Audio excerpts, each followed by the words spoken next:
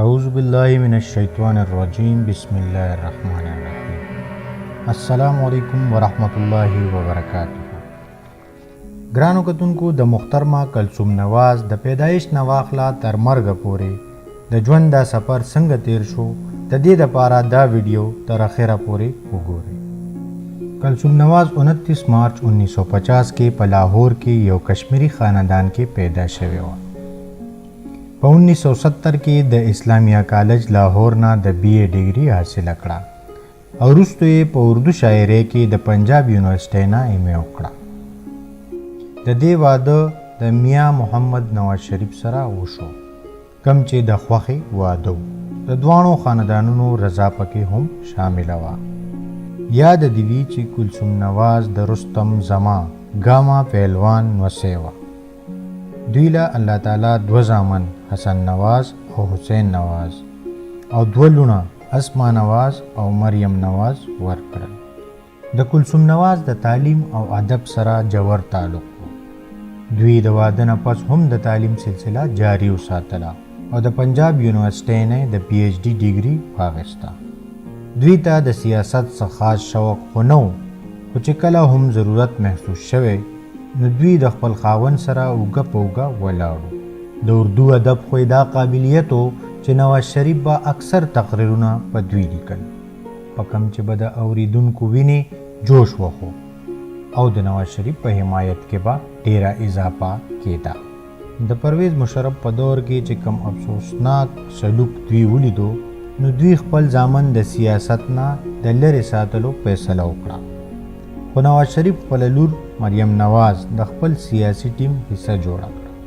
بیگم کلثوم نواز په 1999 کې د پرویز مشرف د مارشل لا نه پس د پارټۍ ذمہواري په سر واخیسته او د پارټۍ د صدر په حیثیت یې په ټول ملک کې د پارټۍ ذمہواري ترسره کړې. د دوی سیاسي سفر خو ډېر لوی نه و، خو سیاسي منډه ترړه به یې تر مودو یادوي. په 12 اکتوبر 1999 چې پرویز مشرف مارشل لا ولګوله نو دوی په دغه مشکل وخت کې عملی سیاست شروع کړو. کله چې پرویز مشرف نواز شریف په جیل کې واچو نو کلثوم نواز د خپل خاوند په حق کې आवाज اوچت کړو.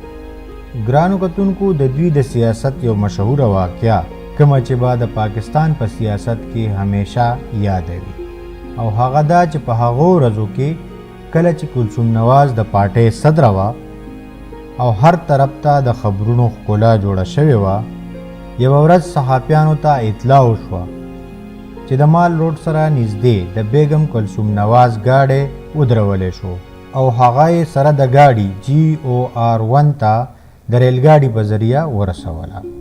صحافیانو ولیدل چې په ډرایوینګ سیټ باندې د فیصل آباد سره تعلق لرونکي صفدر رحمان او فرنٹ سیټ باندې بیگم کلثوم نواز ناسته وه.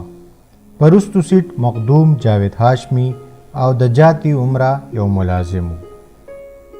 بیا وروستو کلثوم نواز سره د خاندانه د ملک نه بهر وویستلی شوه او دغسې هغه سره د خاندانه سعودي عرب ته روانه شو. کتونکو په جون 2017 کې چې کله نواز شریف نااهل شو نو د هغه په خالی شوي سیټ باندې اوټونه په 18 اګست 2017 وټاکلی شو.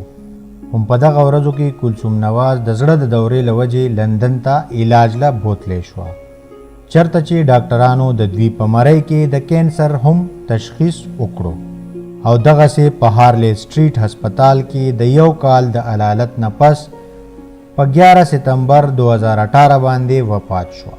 په خپل ژوند کې ډېرې لوړې جوړې ولیدې او 3 پیرې د خاتون اول اعزاز هم دوی ته حاصل و. خو د افسوس خبره ده چې د دومره مال حال سره د دې دواړه زامن د دې په آخري رسمونو کې شریک نشول.